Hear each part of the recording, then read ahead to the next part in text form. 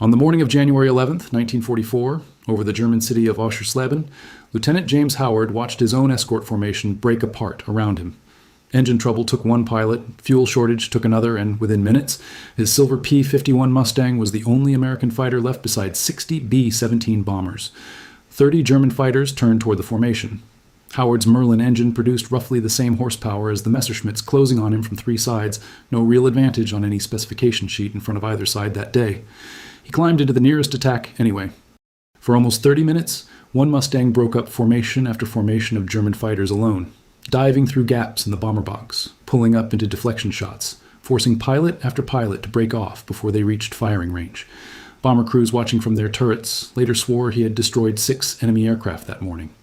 The official record was narrower, one confirmed kill and several more damaged or driven off, still enough for the only Medal of Honor given to a fighter pilot in the entire European theater. On paper, one American fighter against 30 defenders over the heart of Germany should not have been a fight worth finishing. The strange part is not that Howard survived. Pilots survive impossible odds in every war, usually through nerve or luck or both. The strange part is what let him be there at all, hundreds of miles past the German border. With fuel and speed still in reserve after a fight, most fighters of 1943 could not have flown to and from in the first place. Every liquid-cooled fighter of the war paid the same tax for staying alive at high altitude.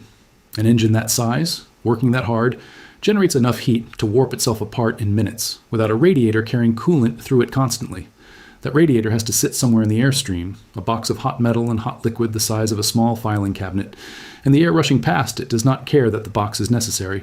It pushes back. Engineers call the result cooling drag, and by 1940 it was treated as a fixed cost of doing business, something every fast aircraft simply accepted and tried to minimize. The German fighters accepted it in their own ways, and the two most common German answers actually pulled in opposite directions from each other. The Messerschmitt Bf-109G carried a Daimler-Benz engine rated near 1,500 horsepower, cooled through 2 small radiators tucked beneath the wings, a compact solution built around a small, light airframe that traded internal fuel capacity for agility. The Focke-Wulf 190 solved the problem differently, running a large air-cooled radial engine that needed no liquid coolant at all, trading one kind of drag for another kind of bulk, a wider frontal cross-section pushing more air aside at every altitude. Both were proven designs by 1944, flown by pilots with years of combat experience, operating over home territory with short supply lines, familiar airfields, and radar-guided ground controllers who could vector them onto a bomber stream with minutes of warning. Comparative flight testing at Wright Field in Ohio and at the Royal Aircraft Establishment in Farnborough, England, using captured German aircraft flown against American and British fighters, confirmed just how close the raw numbers actually were. A captured FW-190A evaluated against a P-51B in 1944 showed the German fighter still faster in a low-altitude sprint and quicker to roll into a turn, exactly what its pilots in the field already believed. Above 20,000 feet, at the altitudes where escort missions actually happened, the gap closed and in several test runs reversed. The Mustang holding speed, the Focke-Wulf could not match, once both aircraft were pushed to sustained high-speed cruise rather than a short burst of maximum power. Nothing about the German engine had gotten weaker to produce that result. Something about the American airframe was giving back speed the engine alone had not paid for. The Mustang, by comparison, looked unremarkable in a raw numbers comparison. Its Packard-built Merlin engine produced about the same horsepower as the German fighters it fought, sometimes less once altitude and boost settings were matched fairly. Its airframe was not dramatically lighter than either German type, and its armament, 6 half-inch machine guns, was arguably weaker than the cannon armament many FW-190 variants carried. Nothing in the engine bay or the gun bay explained why American pilots kept reporting speed and range that seemed to run ahead of what the specification sheets promised. Something in the rest of the airplane was doing work that the engine alone could not, and it took years for anyone outside North American's own design office to measure exactly what that something was. The clue had been sitting in a British research paper since 1935, 4 years before the war even started. Frederick Meredith, an aerodynamicist at the Royal Aircraft Establishment, published a report questioning the assumption every engineer in aviation had been working from. He argued that a radiator, properly enclosed in a duct and shaped correctly, did not have to be pure drag. Air entering the duct would be heated by the radiator core, and heated air expands. If the duct's exit was shaped to accelerate that expanding air as it left the airplane, the escaping air itself could generate forward thrust, working almost like a crude jet, using waste heat that would otherwise simply be lost to the sky. Nobody dismissed Meredith's paper outright, but almost nobody built around it seriously either. A radiator duct shaped for maximum thrust recovery had to be precise, positioned exactly right relative to the wing and fuselage, with an adjustable exit flap tuned for different speeds and altitudes. Get the geometry wrong, and the duct simply added extra drag on top of what it already carried, a worse outcome than doing nothing at all. Most fighter designs of the period treated the radiator as a problem to minimize, not an opportunity to exploit. Even the Spitfire, designed by engineers well aware of Meredith's work, used a duct shape that recovered only a fraction of the thrust the theory promised, because the airframe around it had not been built from the start with that goal in mind. North American had a head start that most rival design teams did not. Curtiss Wright had already experimented with a similar ducted radiator arrangement on an earlier fighter prototype, the XP-46, and shared performance data with North American as part of the same 1940 design contract. Chief designer Edgar Schmood and his aerodynamics team studied that data alongside Meredith's theoretical paper and made a decision most competing designers were unwilling to make under wartime deadline pressure. Rather than treating the duct as an add-on to be optimized later, they built the fuselage shape and the wing's low-drag profile around the duct from the earliest drawings, so the whole airframe worked as one low-resistance system instead of a fast wing bolted to an ordinary belly scoop. North American Aviation's engineers, designing what would become the P-51 through 1940 and 1941 under a brutally short deadline set by a British purchasing commission, took the idea further than almost anyone else building a fighter at the time. They positioned the radiator duct beneath the fuselage, well aft of the wing, in a housing shape to slow incoming air gradually before it reached the radiator core and accelerate it sharply on the way out.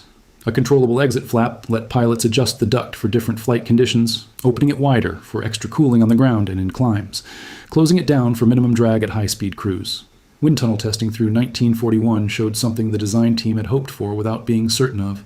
The duct was recovering thrust from its own waste heat, not perfectly, but consistently, and it was doing so on an airframe already shaped around a new low-drag laminar flow wing that reduced overall resistance before the duct even factored in. Combat pilots did not need the aerodynamic theory to notice the result. Early P-51B Mustangs reaching England in late 1943 carried that same laminar flow wing built for low drag, alongside a radiator duct built to claw back most of what liquid cooling should have cost them. Pilots reported top speeds and cruising ranges that outran the P-47 Thunderbolt and the P-38 Lightning already flying escort missions, fighters with larger engines and, in the Lightning's case, 2 of them. None of it made sense from the engine specifications alone, and more than one pilot transitioning from the Thunderbolt assumed the early performance reports were simply exaggerated until they flew the airplane themselves. The doctrine problem ran deeper than one airplane's drag figures. Through 1942 and into 1943, American bomber commanders sent B-17 and B-24s into Germany, believing tight defensive formations and heavy machine gun fire could protect them without fighter escort for the entire route. Fighter aircraft of the period simply lacked the range to fly with the bombers past the German border and back. The result, through the autumn of 1943, was catastrophic. A single raid against ball-bearing factories at Schweinfurt in October cost 60 bombers and roughly 600 crewmen. Shot down largely, once escort fighters turned back at the edge of their fuel range, and German interceptors moved in against formations with no protection left. The Mustang's low-drag airframe changed the range equation before it changed a single dogfight. Less drag meant less fuel burned to maintain speed, and less fuel burned meant more range on the same internal tankage, stretched further still with drop tanks slung beneath the wings. By the start of 1944, P-51s could escort bombers to Berlin and back, a round trip of well over 1,000 miles, something no other American fighter in service could manage without refueling somewhere along the way.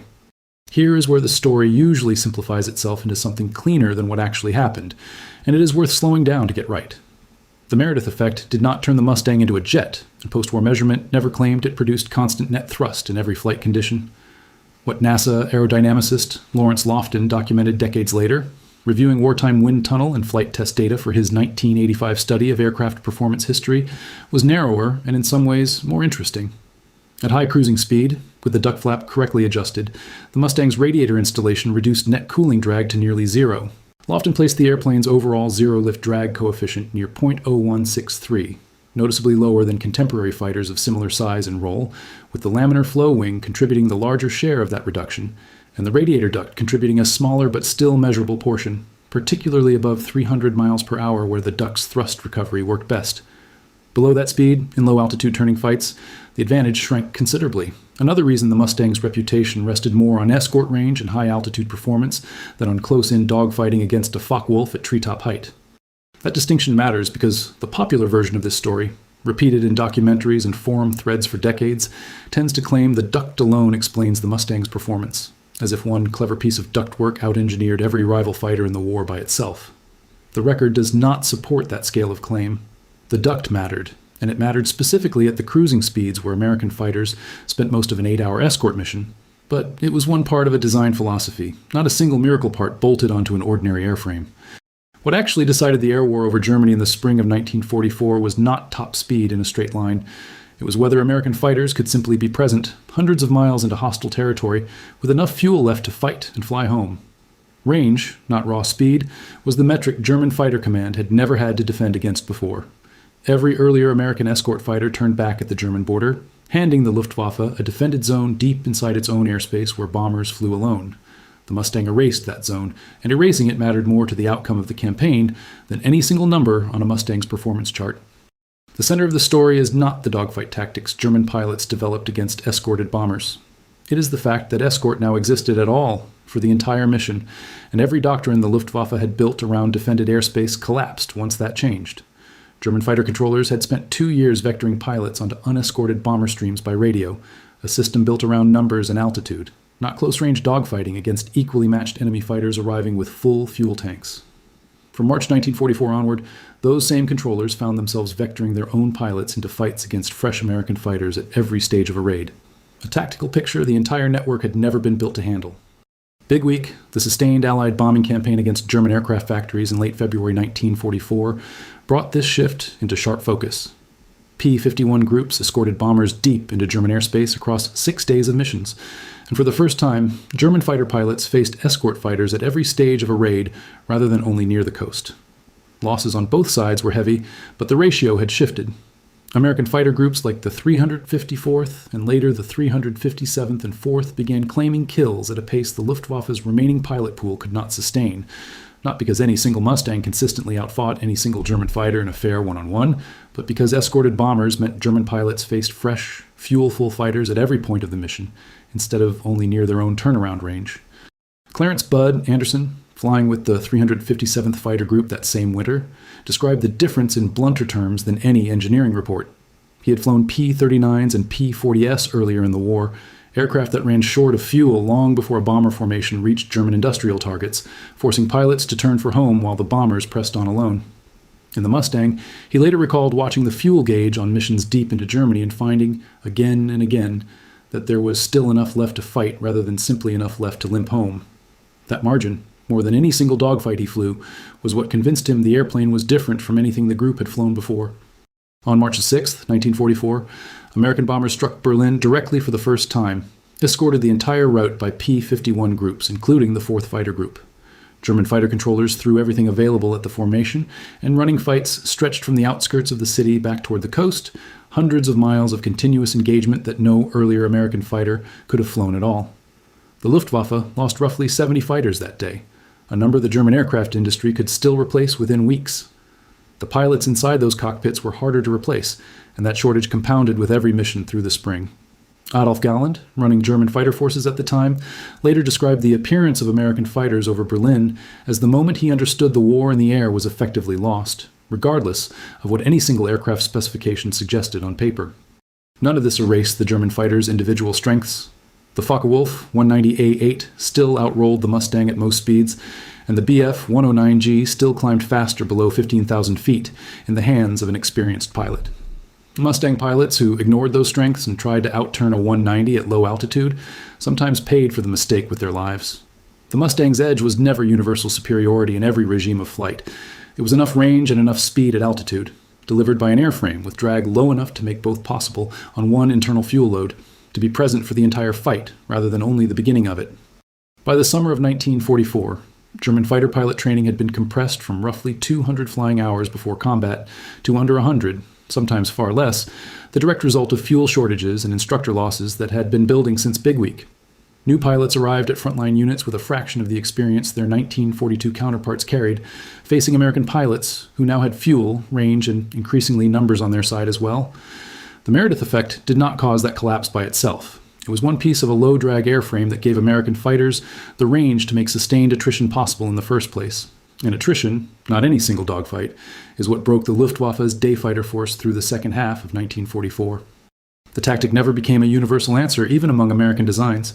Later, high-speed aircraft, jets in particular, gained so much thrust from their own engines that recovering a few percent of drag from a radiator duct stopped mattering, and post-war piston fighters mostly abandoned the careful duct geometry the Mustang had refined.